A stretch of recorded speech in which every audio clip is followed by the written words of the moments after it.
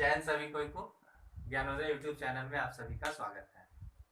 आज पार्ट 2 लेकर के आए हैं 1857 की क्रांति का, जो हम लोग इसके पहले पढ़े थे विस्तार तक। उस समय हमने ये भी बोला था कि इसके आगे हम एक लिस्ट देंगे। जैसा कि मैंने बताया था कि विद्रोह दिल्ली से स्टार्ट होता है, कानपुर पहुंचता है, झांसी, लखनऊ, इलाहाबाद, जगदीशपुर, बरेली, फैजाबाद, यहाँ तक कि फतेहपुर तक भी ये जाता है। तो जब ये सर्वप्रथम विद्रोह हुआ, जब मराठा के सैनिक लोग पहुंचे दिल्ली, जफर के पास में पहुंचे, बहादुर शाह जफर, ये दिया हुआ है, ये क्षेत्र है, ये भारतीय नायक है, ये आरंभ, ये अंत और ये अंग्रेज नायक है। तो दिल्ली में जब ये पहुंचे तो दिल्ली में अधिकार कर लिया इन लोगों ने, और बख्त खां के नेतृत्व में सेना लड़ रही थी। 11 से 12 मई को यहाँ विद्रोह स्टार्ट होता है। निकलसन जो कि उस समय था वहां पे, लड़ाई के दौरान वो मारा जाता है।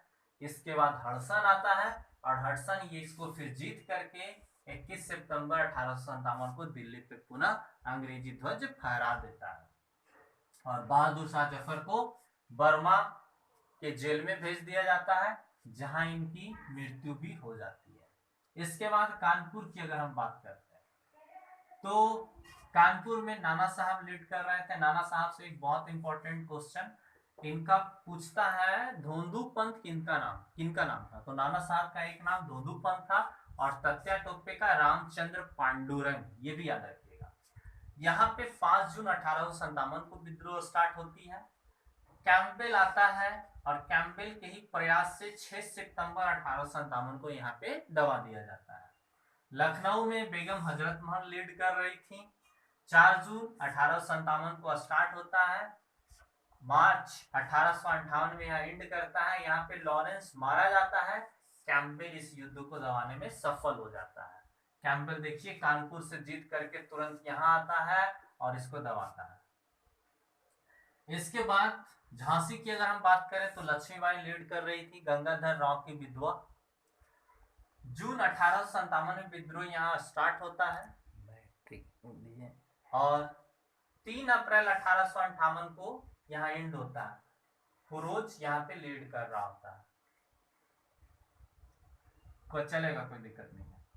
इलाहाबाद की अगर हम बात करते हैं तो इलाहाबाद में लियाकत अली थे।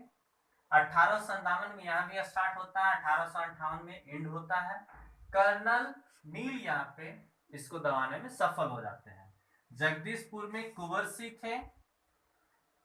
अगस्त 57 में स्टार्ट होता है, 1858 तक यहाँ भी पहुंचता है, और यहाँ लीड कर रहा होता है विलियम टेलर और विंसेंट आयर। बरेली में खान बहादुर खां, हडसन दबाता है।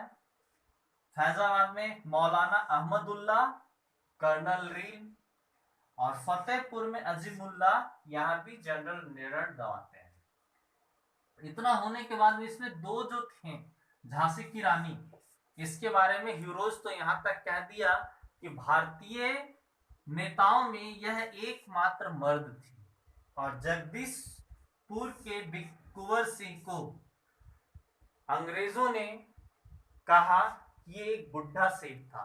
80 वर्ष की उम्र में भी इन्होंने उन लोगों को कड़ी टक्कर दी थी, और बाद में गंगा नदी को पार करते हुए अपने हाथ को काट देने के कारण इनकी मृत्यु हो गई, नहीं तो शायद ये और भी इसको लीड कर रहे होते। चलिए इसके बाद 3 छोटे क्षेत्र थे। एक था गोरखपुर। गोरखपुर में गजाधर सिंह लीड कर रहे थे। उसके बाद मथुरा, यहाँ पे देवी सिंह थे, जयदयाल, हरदयाल, इन दोनों ने यहाँ पे इसको लीड किया था। इसके बाद अगर हम असफलता के कारणों में आते हैं, तो असफलता के कारण की अगर हम बात करें तो सबसे पहला कारण जो था, सैन्य नेतृत्व का अभाव था।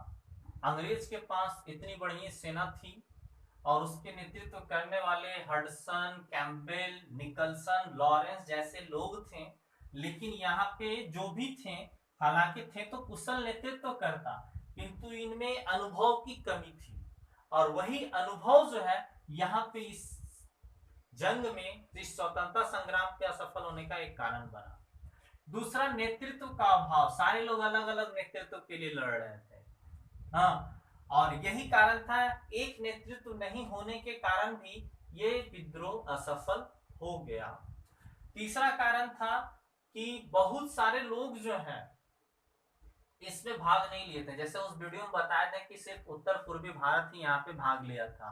पंजाब लोग, गोरखा लोग, पठान लोग विरोध में थे। जब जब जरूरत पड़ा अंग्रेजी सेना पठान गोरखा का साथ लेती थी, और सिंधिया भी इस समय विरोध में ही था। इनका भी विरोध करना एक बहुत बड़ा कारण था इसके असफल होने का। तीसरा, हथियार, हथियार जो था, इन लोगों के पास में आधुनिक हथियार थे,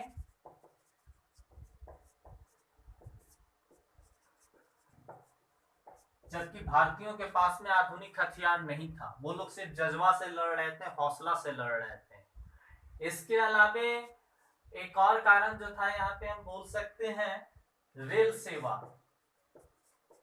हाँ, रेल सेवा जो था इनका इन्होंने पूरा लाभ उठाया। टेलीग्राम वगैरह जो था इसका इन्होंने पूरा लाभ उठाया, किंतु इन लोगों को इन सब का लाभ नहीं मिल पाया।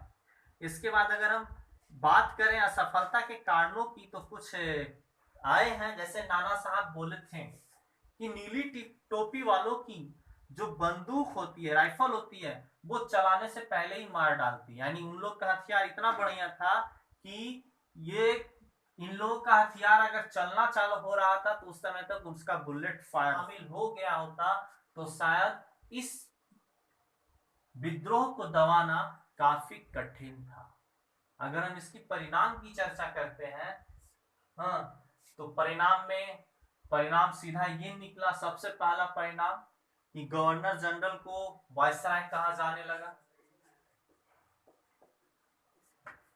दूसरा परिणाम, ब्रिटिश क्राउन के अधीन शासन चले गया। सैनिक का अनुपात जहां 5:1 में हुआ करता था, ये भारतीय थे, ये अंग्रेज थे। वही देखा गया 2:1 और 3:1 हो गया। 2:1 हो गया आपका बॉम्बे प्रेसिडेंसी में। ये बॉम्बे प्रेसिडेंसी है, यहाँ पे 2:1 हो गया। 3:1 आपका मद्रास प्रेसिडेंसी में हो जाता है। यानी ये 5:1 का हिस्सा ही खत्म हो गया होता है। उसके अलावा भारतीय सैनिकों को ऊंचे पद पे नहीं दिया जाने लगा, और जिन लोगों ने विद्रोह किया था, उच्च जाति के लोग खास करके शामिल थे। हाँ, ब्राह्मण, हाँ, राजपूत, मेनली इन लोगों ने इसका विद्रोह किया था। तो इन लोगों को घोषित कर दिया गया, मतलब कि लड़ाई करने वाले, मतलब कि देशद्रोही के तरीके से घोषित किया गया, और सैनिक में भर्ती इन लोगों का एकदम खत्म कर दिया गया। अब सैनिक में लड़ाकू जातियां घोषित कर दिया गया, सिख को, पठान को, गोरखा को, और सैनिक में मुख्य रूप से गोरखा, पठान और सिख को ही लिया जाने लगा। इस तरीके से इतना सारा होते हुए हम एक देखते हैं कि यहाँ पे जो कुछ भी था, जितना भी था, जो भी हुआ 1857 की क्रांति में, चाहे जो हुआ, एक बहुत बड़ा पॉजिटिव परिणाम यहाँ से ये निकला कि राष्ट्रवाद का प्रचार हो गया। ये इसका बहुत बड़ा पॉजिटिव पॉइंट था, जो कि भारतीयों के लिए बहुत बढ़िया काम किया। इस राष्ट्रवाद की भावना से ही प्रेरित होकर के आगे भारतीय जो है इसके तहत आगे बढ़ते रहे, बढ़ते रहे, बढ़ते रहे, और परिणाम ये निकला कि आगे जैसे जैसे दिन बीतता गया, हर समय विद्रोह होता गया, और 1857 के बाद 1947 में ही इन लोगों को देश छोड़कर जाने को मजबूर होना पड़ा। तो ये राष्ट्रवाद की जो भावना थी यहाँ से पनपने का, ये हम मानते हैं यहाँ का एक बहुत बड़ा पॉजिटिव कारण था। एक और यहाँ पे परिणाम जो निकला वो ये था कि अब शासन करना, मतलब विस्तार की नीति जो थी खत्म हो गई, और आर्थिक शोषण प्रारंभ हो गया। ऐसा लग गया था अंग्रेजों लोगों को कि हम अब बहुत ज्यादा दिन तक भारत पे नहीं रह सकते हैं। हाँ, और इसलिए उन्होंने अब अपने राज्य विस्तार नीति को विराम लगाता है, और अंग्रेज लोग अब यहाँ से क्या करते हैं, आर्थिक शोषण का युग प्रारंभ करते हैं। अब उन लोगों का एक मकसद था कि जहां से ज्यादा यहाँ से आर्थिक शोषण किया जाए, यहाँ से ज्यादा जितना जल्दी हो सकता है अपने आप को, अपना खजाना को भर करके यहाँ से निकल जाएगा। तो ये थे 1857 की क्रांति का दूसरा वीडियो, जिसमें कि हम 1857 के पहले वीडियो के रिमेनिंग पार्ट को डिस्कस किए।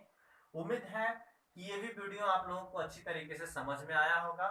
ऐसे ये सारे के मिलने से ऐसा नहीं है कि आप इसमें पूरा कर सकते हैं। हाँ, इसको अगर 2-3 बार अगर इस वीडियो को देखिएगा तो आपको बहुत कुछ हेल्पफुल हो जाएगा।